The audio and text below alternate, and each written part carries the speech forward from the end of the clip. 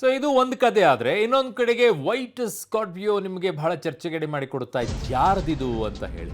So ಈಗ ದರ್ಶನ್ಗೆ car ಕೊಟ್ಟು ತಗಲಾಕೊಂಡಿರೋದು ಪುನೀತ್ ಅಂತ ಹೇಳಿ, ಬಿಳಿ ಸ್ಕಾರ್ಪಿಯೋ ಕಾರನ್ನು ಕೊಟ್ಟು ತಗಲಾಕೊಂಡಿರೋದು ಪುನೀತ್. ಅವ್ರಿಗೆ ಹೇಳಿರೋದು ಮೇಕೆ ತರಕ್ಕೆ ಹೋಗಬೇಕು, ಸ್ವಲ್ಪ ಕಾರ್ ಕೊಡಿ ಅಂತ ಹೇಳಿ ಅವಾಗ ಕೊಡ್ತಾ ಇದ್ರಂತೆ ಕಾರ್ ಇವರು. ಸೊ ಹಾಗಾಗಿ ಮೇಕೆ ತರಕ್ಕೆ ಹೋಗ್ಬಿಟ್ಟು ಈಗ ರೇಣುಕಾ ಸ್ವಾಮಿನ ತಗೊಂಡು ಬಂದರು. ಆಮೇಲೆ ಅವ್ನು ಪಾಪ ಸತ್ತ ಮೇಲೆ ಅವನ ಮೃತದೇಹವನ್ನು ಕೂಡ ಅದೇ ಕಾರ್ನಲ್ಲೇ ತೊಗೊಂಡು ಹೋದರು.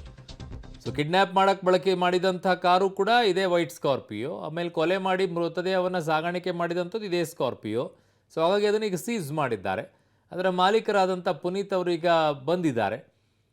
ಅವರು ಪಬ್ಲಿಕ್ ಟಿ ಜೊತೆ ಕೂಡ ಮಾತನಾಡ್ತಾ ಇದ್ರು. ಅವ್ರು ಹೇಳಿದ್ರು ಈ ವಿಚಾರದಲ್ಲಿ, ಇಲ್ಲ ನಂಗೆ ಗೊತ್ತಿಲ್ಲ, ಅವರು ಮೇಕೆ ತೊಗೊಂಡು ಅವಾಗ ಕೊಡ್ತಾ ಇದೆ, 10 ದಿನ ಇಸ್ಕೊಂಡು ಹೋಗ್ತಾ ಇದ್ರು ಅಂತೇಳಿ.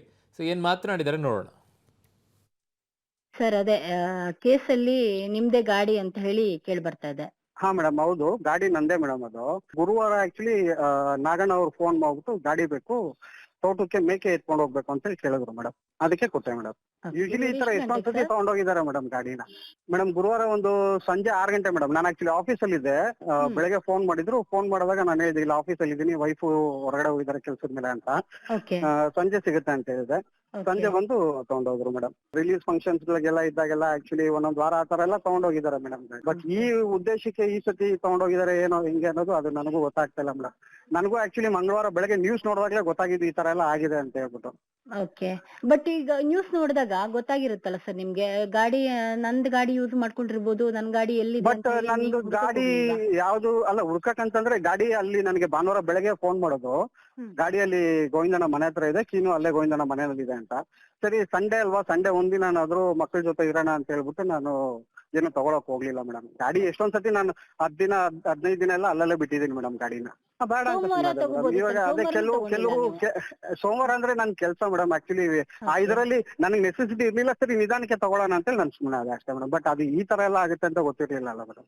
ಬಟ್ ಈಗ ಮಂಗಳವಾರ ಇದೆಲ್ಲ ವಿಷಯ ಗೊತ್ತಾಯ್ತಲ್ಲ, ಗೊತ್ತಾದ ತಕ್ಷಣ ನಿಮ್ಗೆ ಡೌಟ್ ಬಂದಿರ್ಲಿಲ್ವಾ ನಂದೇ ಗಾಡಿ ಇರ್ಬೋದು? ಇಲ್ಲ ಮೇಡಮ್, ಇವಾಗ ಅದು ಡೌಟ್ ಬರ್ಲಿಲ್ಲ. ಯಾಕೆ ಡೌಟ್ ಬರ್ಲಿಲ್ಲ ಅಂದ್ರೆ ಇವಾಗ CCTV ನಲ್ಲೆಲ್ಲ ನೀವೇ ಮೀಡಿಯಾದವ್ರು ತೋರಿಸ್ತಾ ಇದಾರಲ್ಲ madam, brown colour black colour Scorpio ಮತ್ತೆ ರೆಡ್ ಕಲರ್ ಕಾರ್ ಅಂತ.